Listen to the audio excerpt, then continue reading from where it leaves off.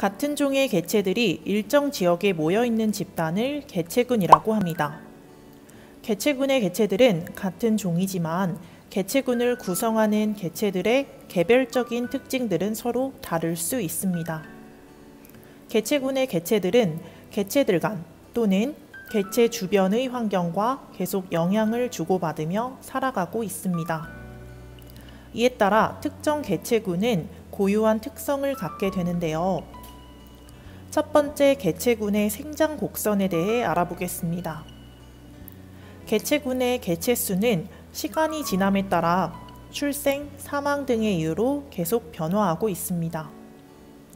특정 지역에 살고 있는 사람의 수가 여러 가지 요인에 의해 변화하는 것을 생각하면 될 것 같네요. 개체군을 이루고 있는 개체의 수가 증가하는 것을 개체군 생장이라고 하며 시간에 따른 개체군의 개체수 변화를 그래프로 나타낸 것을 개체군 생장 곡선이라고 합니다. 이때 개체군의 개체수에 대한 개념이 개체군 밀도입니다. 개체군의 크기를 나타내는 개념인 개체군 밀도는 일정한 공간에 서식하는 개체군의 개체수를 의미합니다. 개체군의 밀도는 환경적인 요인에 의해 변화를 받을 수 있고 개체들 간의 상호작용 또는 질병과 같은 개체 개별적인 생물적인 요인에 의해 변화할 수 있습니다. 개체수가 같더라도 서식하는 공간의 면적에 따라 개체군 밀도는 달라지게 됩니다. 같은 개체수여도 더 좁은 공간에 서식하면 밀도는 더 높아지겠죠. 개체들의 생식을 제한하지 않는 등 어떠한 제한도 없는 이상적인 환경 조건이 있다면 개체들은 번식하여 개체수가 계속적으로 증가하여 J자 모양의 생장 곡선이 나타날 것입니다.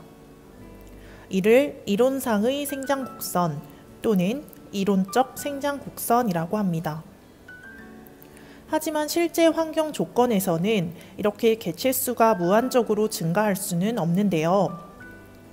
개체수가 증가하다 보면 먹이 부족, 생활 공간 부족 또는 개체들 간의 경쟁들이 일어나 개체수의 증가에 제한이 생기게 됩니다.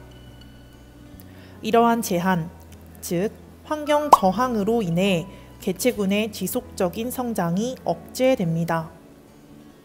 따라서 실제로는 개체수가 증가하다가 개체군 생장이 일정해지게 되어 S자 모양으로 생장 곡선이 나타나게 됩니다.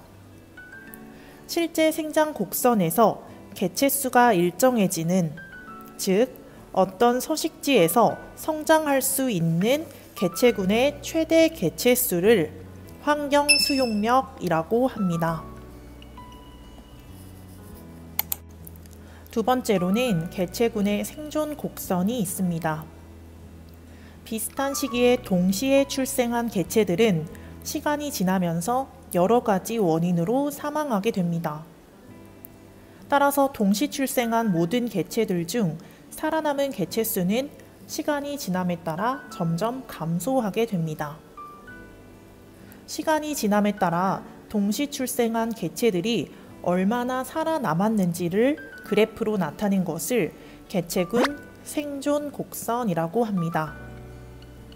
이러한 생존 곡선은 크게 세 가지 유형이 있습니다. 1형 생존 곡선은 한 번에 낳는 자손의 수는 적지만 부모의 케어로 인해 어릴 때 사망률이 낮은 개체에 대한 생존 곡선 유형입니다. 반대로 3형 생존 곡선은 한 번에 낳는 자손의 수는 많지만 어릴 때 비교적 사망률이 높은 개체에 대한 생존 곡선 유형입니다. 가운데 있는 2형 생존 곡선은 연령에 따른 사망률이 비교적 일정한 유형의 생존 곡선입니다. 생존 곡선 유형에 따른 대표적인 개체군은 1형 생존 곡선에는 사람, 코끼리 등과 같은 대형 포유류, 2형 생존 곡선 유형에는 다람쥐와 같은 초식 동물류 또는 조류가 해당됩니다. 네, 마지막으로 사명 생존 곡선에는 한 번에 많은 수의 자손을 낳는 물고기와 같은 어류 또는 굴과 같은 어패류 등이 해당됩니다.